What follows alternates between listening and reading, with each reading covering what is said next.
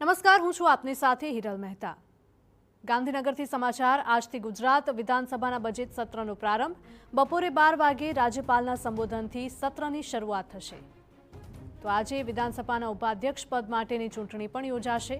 વિધાનસભાના ઉપાધ્યક્ષ પદ માટે ભાજપ અને કોંગ્રેસ આમને સામને। ભાજપ તરફથી પૂર્ણેશ મોદીએ ઉપાધ્યક્ષ પદ માટે નોંધાવી છે ઉમેદવારી। કોંગ્રેસ તરફથી શૈલેષ પરમારે ઉપાધ્યક્ષ પદ માટે નોંધાવી છે ઉમેદવારી। વિધાનસભાના બજેટ સત્ર પહેલા કોંગ્રેસનું વિરોધ પ્રદર્શનનું આયોજન છે।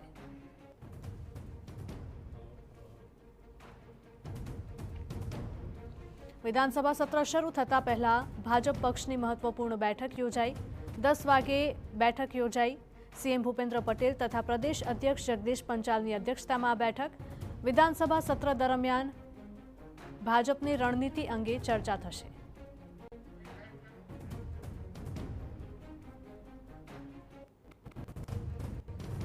તો આજથી ગુજરાત વિધાનસભાના બજેટ સત્રનો પ્રારંભ થયો છે। બપોરે 12 વાગે રાજ્યપાલના સંબોધનથી સત્રની શરૂઆત થવા જઈ રહી છે। તો આજે વિધાનસભાના ઉપાધ્યક્ષ પદ માટેની ચૂંટણી પણ યોજાશે, જેના ઉપર સૌની નજર ટકેલી છે।